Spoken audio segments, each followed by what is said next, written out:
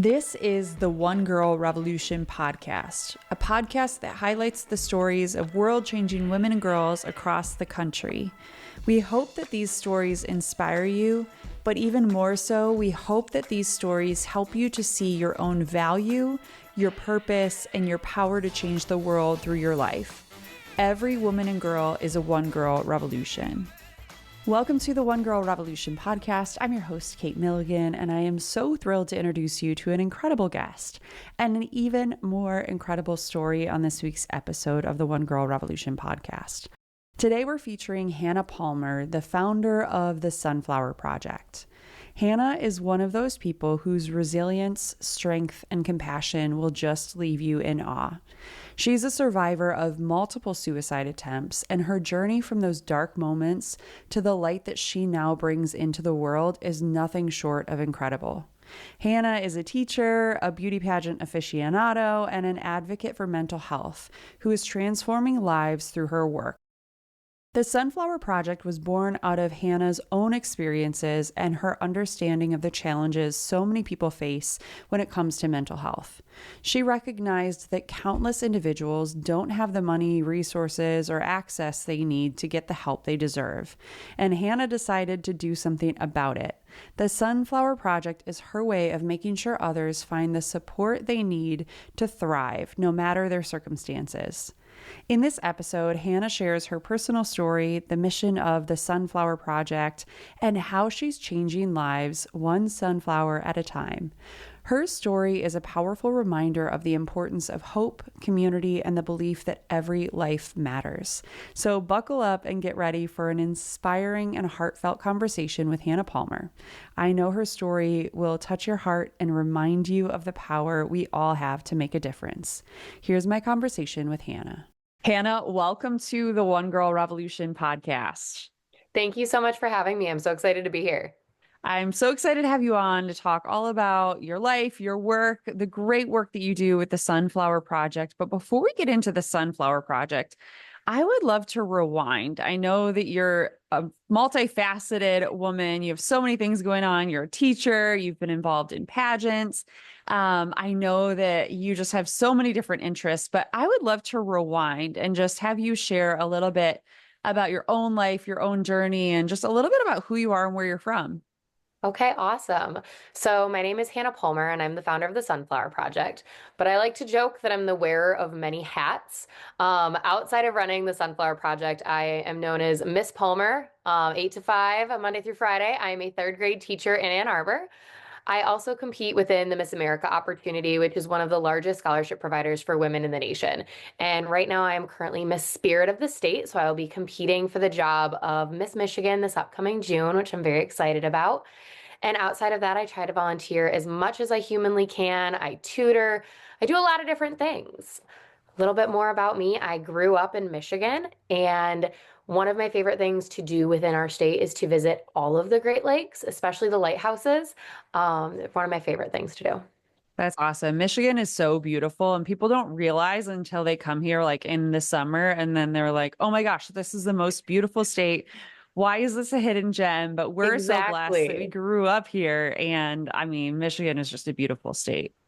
Yes, Michigan summers are definitely unmatched. So if you have not been to Michigan, I definitely recommend you come in the summer. There's so many fun things to do.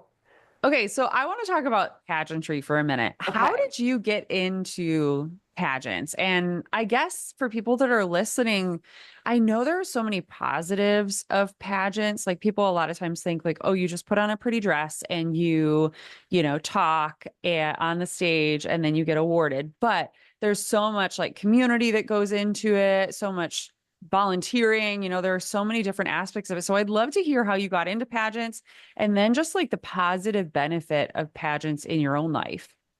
Awesome. So I originally got involved in pageants because my mom was involved in pageants. That's how so many girls I know, how we've all started is, well, my mom did it. And so she said that I should try it. And then I did. Originally, when my mom brought up the idea of me participating in a pageant, I looked at her and said, you're crazy. No, not doing that. But then I did my first pageant. And since then I've been hooked. I've fallen in love. And there's so many things that I think people don't necessarily realize are benefits of competing in pageants, especially within the Miss America opportunity. So, as I mentioned earlier, they are one of the largest scholarship providers for women within the United States. So far, I've earned over $15,000 from competing, and none of that has been from like winning a state title. All of that has been from competing at the local level and competing for the state title. So, I highly recommend that young women compete for that. It has helped to pay for my bachelor's degree and is helping me work toward my master's degree as well. Outside of that, there's so many other benefits that I think girls forget about. Like many of us, I was a very shy 13-year-old girl. I did not like raising my hand in class. I did not like being called on. And pageants kind of forced me out of my comfort zone. One of the elements of our competition is we have a 20-second on-stage question. So we can be asked absolutely anything in the world, and you have 20 seconds to answer it on stage in front of a whole group of people. It sounds terrifying, but it's actually my favorite phase of competition. Above all else, you learn to think on your feet. You learn how to present yourself, how to carry yourself. You learn networking skills and confidence. And I truly believe I would not be the woman I am today without the skills that I've gained through this organization. Well, my fingers are crossed for you in June, and I hope you continue to do it, to go out for different pageants. And like, I would love to see you be Miss America. So I hope that that happens, and we'll keep following your journey with pageants. But what I really want to talk to you about, and that was a big part of why I wanted to have you here today, is to talk about the Sunflower Project. So, how did the Sunflower Project come to be? Was there a spark Okay. moment? Was it just like, hey, I need to do this thing? How did it come to be?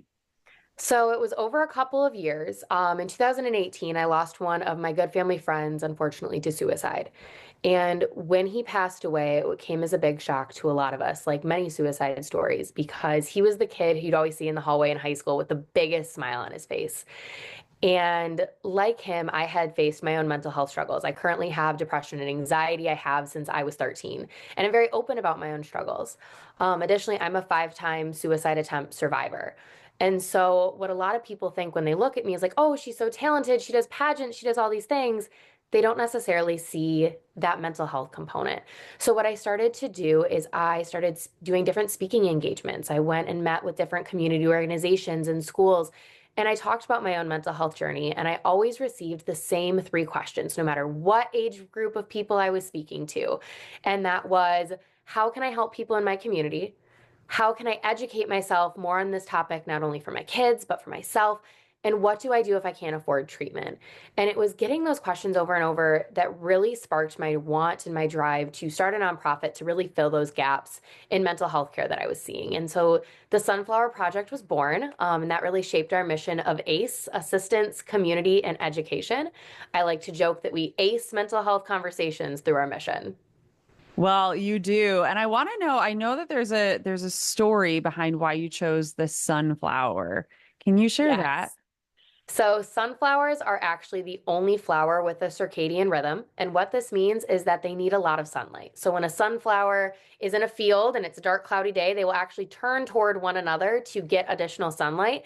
And I loved the methodology about that because it's just like how when we're facing a mental health crisis or we're having a rough day, we turn to the sunflowers in our life. We turn to the people who are there to support us.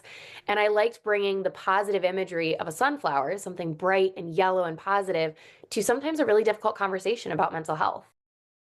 I know that mental health, like you said, we don't talk about it enough or people don't share their stories, but you're so courageous and you've been through so much. How did you get the courage to share your own story? And I know also we talk about it a lot in this podcast, like how our own stories, our own experiences, our own struggles can oftentimes give other people the courage to share their stories. How did you get that courage and how were you able to talk about the things that you experienced and went through? Mhm. So, all of my mental health journey really started when I was 15, and it was 3 years later when we lost my friend to suicide. And it was upon experiencing his loss that I saw how many people were shocked and startled by his death, just like I was. And it was in that moment where I knew, well, okay, I've experienced the same things that he has. I have anxiety, I have depression, I have had these suicidal thoughts. And it was in that moment that I realized, well, people need to hear about this from someone who's still here and who still does have a voice. So I like to say that I speak in his memory and I don't speak for him, but I give a voice to those who aren't yet ready to share their own stories. And something I've really noticed is since I've started to share my story, I've had countless individuals reach out to me via social media or come up to me after a speaking engagement to say, thank you. I lost someone to suicide, or I also struggle and I just have never felt confident enough to share it. But because you shared your story, I want to go and share mine now.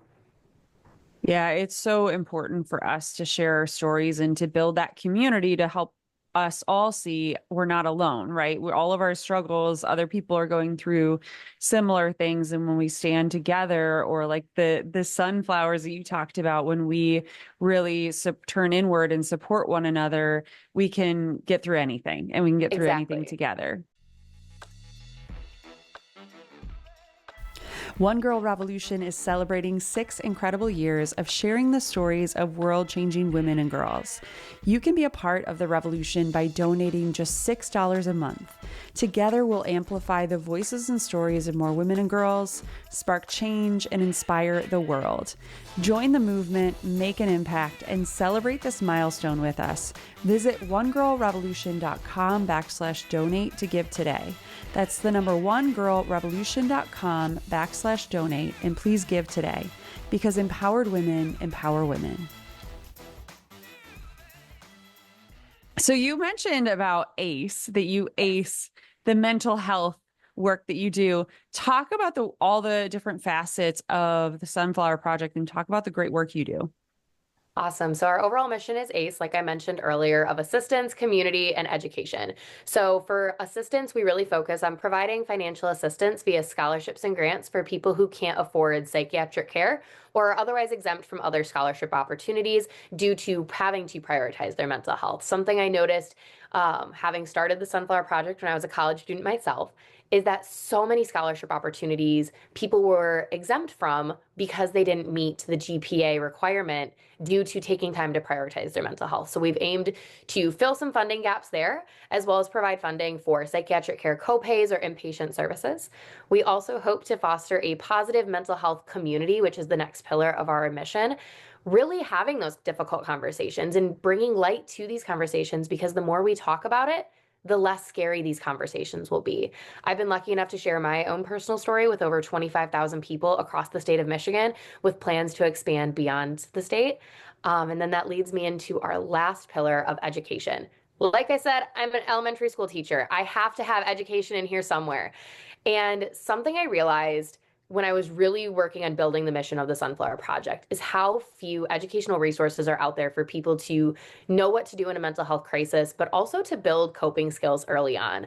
So, what we are currently working on primarily within the Sunflower Project is really providing what's called social emotional learning resources to teachers across the state and across the country. What these are different books and learning tools to help students identify what their emotions are, be able to talk through it, but also be able to learn healthy coping skills that can carry them so that way if they ever are experiencing a mental health crisis, they have these coping skills to fall back on. Instead of being reactionary and teaching just the suicide prevention hotline, we are helping to empower teachers to be proactive and help their students understand their emotions at a much earlier age. That's such an important aspect of what you're doing, and even in our culture and in our world. And we've had other women on this podcast who deal with different suicide prevention organizations. And it's so important for all of us to know how to talk to somebody, or to spot signs, or just to be there for people and know what to say and do. And I imagine for teachers, and you can speak to that, especially being a teacher, that teachers need to be equipped to learn how to deal with these situations. And unfortunately, even with this younger generation, right? You're a third grade teacher, and it's like you need to know how to talk about mental health with children and spot signs and talk about bullying and all the different elements that go into it. That's so critical what you're doing. And it can be something as small as having a conversation with any age student, just saying, okay, what do we feel in our body when we feel angry? How can we calm ourselves down when we feel angry? And I love to utilize a book set that's called A Little Spot of Emotion. These are books that teach students what their emotions are, how to identify them, and how to process them. So, like with our little angry spot, it talks about how when we're angry, sometimes our stomach starts to hurt, we start to get hot, our face turns red. And what we can do when we're in elementary school and still learning how to process and cope with our emotions is we can trace from the tip of our finger to the center of our palm down each finger to help us regulate that feeling of anger. And it talks about all of these other emotions that children are experiencing, and that is mental health care. That's talking about what our feelings are. Mental health care isn't just suicide prevention, it's also what are you feeling and how do we work through it? Yeah, it's so critical what you're doing and such a great example to all of us. How do you get connected to the people that you serve, that you work with? I'm sure it's a whole lot of different ways. Like you said, even how people have reached out to you in a lot of different ways to say, hey, I heard your story and this is how it's impacted me. How do you get connected to the people that you work with? Honestly, through so many different channels, it's hard to just say like just a couple. It has been through social media, through podcasts, through news interviews, even just through word of mouth of friends. I've been connected with individuals as far away as California because they heard through a friend about the work that I was doing, and they wanted to be able to get the book sets for their classrooms or for their students. And so it's just been really incredible to see the power that having these conversations has, whether it be talking with an elementary schooler or talking with a grandfather or grandmother, to really bridge that gap in mental health care. One of the best ways that people can continue to follow along or even reach out to me for these resources is through my website, or you can email me directly at hpalmer@sunflower-project.org. I will obviously put the website and social media links so people can easily get in touch with you in the show notes so people can continue to follow along. And I always say on this podcast that the free and easy way to support any cause and spread awareness is just to follow on social media and share, because we also never know who of our friends or who of our followers might need the resources that the Sunflower Project offers. And so it's so important that we all do something and follow on social media and share. Hannah, I know that there are so many people that you've worked with, and one day you're going to write a book or a series of books about the Sunflower Project and how many people you've encountered and different stories. But is there a story or two of someone or a couple of people who have been helped through your work that you feel like really illustrates the power and the importance of what you're doing? Ooh, well, there's one story that really comes to mind, and it's a story I've shared so many times I've almost lost count. And it was about this past school year. We were able to donate a giant set of social emotional learning books, including those little spot books that I mentioned earlier, to an elementary school library. And I was talking with one of the parents whose students had received the books, and she said, Hannah, I just want to tell you how much of an impact this had on my child. So her child really struggles with emotional regulation and often can become what we refer to as dysregulated, where we're having very eruptive emotions, and it can be really hard for us to calm ourselves back down. And he went home and he told his mom about how he read these little spot books. So she went online and was looking them up. And the next day they went to the store to pick out a new pair of shoes, new pair of tennis shoes. And he picked out the most colorful rainbow shoes she had ever seen. And he was so excited to show them to her and say, look, mom, there's green on my shoes for calm spots. So when I get upset, I can remember that green can help calm me down. Oh, but there's also blue on my shoes. So when I feel sad, I remember that sadness doesn't last forever, just like the little spot of sadness who's blue. Oh, I see pink on my shoes, just like the little spot of love, because I know that you and my family love me so much. He picked out shoes with all these different colors of the rainbow that reminded him of little cartoon character spots that taught him about his feelings. And that just shows the power that these social emotional learning books have on students, is it gives them words and terminology to describe how they're feeling, but also learn how to process it in a productive and healthy manner. And it's just so cool to see the impact that it's having. And she ended up getting these books as well for her son to use at home, and they read them almost every night. And they love to talk about the different emotional regulation. And that's been one of my favorite stories. But the other one that I want to share is there's these books also within the spot set. They're definitely one of my favorites. And orange is this little spot of confidence. And when I was doing some reading in classrooms over the last couple months, I donated each student their own mini copy of a little spot of confidence. And it was in a kindergarten classroom. We read the whole little spot of confidence book. I gave all the students their little mini books. And about a week later, I get a call from the kindergarten teacher whose classroom I read in. And she said, hey, can I send you an email that I just got from a parent? I was like, sure, why not? She sends me the email, and it was about this child who had a very hard time reading and who really struggled with his overall confidence in school and making friends. He went home that night after I'd given him the little mini spotted confidence book, and he practiced it every single night.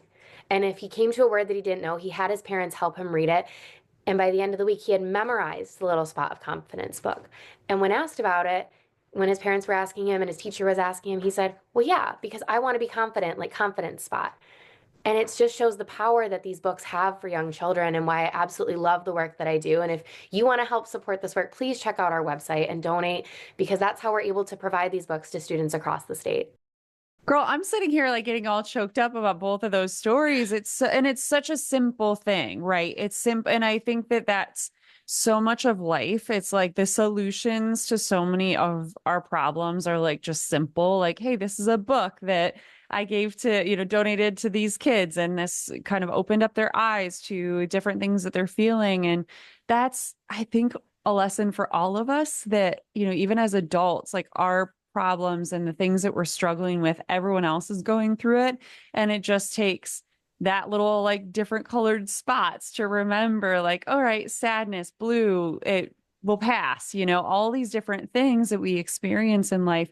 And we can learn so much from these children, from these kids, the innocence of it. And I know that you see that every single day, Hannah. So, and you experience so much and learn so much even from your students. But it's so important for us to find those little ways that we can walk through life together. Exactly, 100%.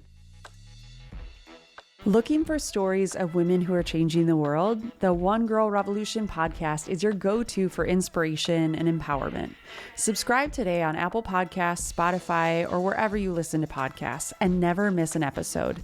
Let's celebrate the power of women together. So where does the Sunflower Project in your dream of dream worlds go from here? I know that you talked about, you've spoken to so many people throughout the state of Michigan. You want to go even more places to speak, to donate books, to offer these resources, to spread awareness and do all the great work that you're doing. Where do you hope that the Sunflower Project goes from here? And what are some things you're working on? So we are currently working on continuing to donate more social emotional learning books to classrooms and communities across the state. We have plans to do a couple big fundraisers later this year. We're just trying to nail down some venues and some dates and some licensing. But outside of that, their mission for the Sunflower Project has always been, I have this one big dream, and I don't know how long it will take us to get there. I would love to see it happen sooner rather than later. But I would love to open a center to provide free or reduced cost therapy services to low income communities. Something that I've experienced firsthand is the astronomical cost of insurance copays for psychiatric care, whether it's therapy services or going to see a psychologist or a psychiatrist, and just trying to get the support that you need. And for so many families, whether they are insured or not, the copays and the cost is astronomical. I've heard of cases of people even having to pay upwards of $250 per hour of therapy sessions for their child. And I don't know about you, but I cannot afford that for my own, for myself or for my family. And so what I would love to do is open a free or reduced cost therapy service providing place where the Sunflower Project would be able to foot the bill and pay the therapists and the psychiatrists and psychologists for their time, and families would be able to come and get the support that they need so they can get back on their feet. I love that so much. And it's so needed because, like you said, these different therapists and things are so expensive, but also I know that there's such a backup over the past couple of years. It's hard for people to find the therapist or find people that actually have openings. And especially when it comes to children, I know that that's been a real difficulty. And so I hope that that's where the Sunflower Project goes from here. And I hope you open up the center. And I can't wait to continue to stay in touch with you and follow everything that you're doing. For people that are listening that want to get involved, that want to support, I know that you shared about your website, and we will put the website and your social media in our show notes, but how can people get involved in the work that you're doing? How can they support it? And maybe if they're listening and they want to get connected and receive some resources that you offer, how do they do that? Awesome. So I always say go back to the website. We have pretty much all of our resources on there. But you can also follow along on social media at Sunflower Project NFP. That's the same social media handle on all of our social media platforms. But one thing I would really encourage you to do that's free of cost, doesn't you don't need to donate, you don't need to sign up or make another follow, is make your own post. Talk about your own mental health. Talk about how you're really feeling and how you're really doing. And it's okay to not be okay. And I encourage you to share your own mental health story with the hashtag #BeThereSunflower. That's something that we're really trying to promote right now because so many of us have those support people in our lives who we rely on, who we fall to when we're having a rough time, whether that be a parent or a family member or a friend. And just reminding people that we have these people in our life, that we're not alone. Because so often when people are experiencing a mental health crisis, we don't want someone to solve the problem. We don't want to end our life. We just want someone to listen. So share your own story on your social media. Share that you are a person who they can turn to. Share that you can be their sunflower for all of those people in your life. And if you do feel so inclined to donate or you would like to get some resources for yourself, you can donate on our website. And if you have a specific donation request, please email me directly at hpalmer@sunflower-project.org, and I will make sure we can get those resources in your hands as quickly as possible. You are such a beacon of light, Hannah, and I just am so grateful to have you on and so grateful to have you share your story in this way. I'm so curious to know if you could get to the very root of why you do what you do every single day. And that could mean anything from the Sunflower Project to teaching to all the things that you're passionate about. What would you say that that root is if you could get to the very root of why you do what you do and why you're so passionate about helping other people? So I've been asked a couple questions similar to this before, and I never can find the right words for it. But the words that I've always kind of fallen back to, and it's not anything pretty, it's just I want to help people. I've been lucky enough to have so many people in my life who have helped me through the hardest of heartaches, the hardest and most difficult times, that I want to be there for the people around me, whether that be opening a door, lending a helping hand, volunteering at a food kitchen, whatever it may be. I just want to help people and I want to see people smile. And one of the best ways that I can do that is just by showing up every single day as Hannah and having people take me as I am, knowing that I'm not perfect and knowing that they don't have to be perfect either, that it's okay to not be okay. And we can have these conversations, we can laugh. There have been even times in my classroom where I will motivate my kids to answer a question by getting to put a sticker on my face because it makes them laugh. It's something funny and it's something so small and simple that can just brighten someone's day. So it would definitely just be, I want to help people. I want to help people feel good. Well, you are helping people and you are such an example to all of us. So we can all do something. And I'm so excited to share your story and share your incredible work. And like I said, I'll put your website and social media in the show notes so people can easily get in touch with you. You are a one girl revolution. And that's why I Thank wanted to have you you. on this podcast. You are changing the world every single day. But who's a one girl revolution in your life? Who is a woman or girl that inspires you? There's too many to count, if I'm being honest. I have so many amazing women who I've met through the Miss America opportunity, but even people in my immediate life, like some of my close friends and my mom. But I think one of the people who maybe isn't directly associated with me, who I've always looked up to and has always been a role model for me, is Lucille Ball. For those of you who do not know, Lucille Ball was the star of I Love Lucy, which is a 1950s television sitcom all about Lucy, who goes on these crazy, wonderful, random adventures and always somehow gets herself into trouble.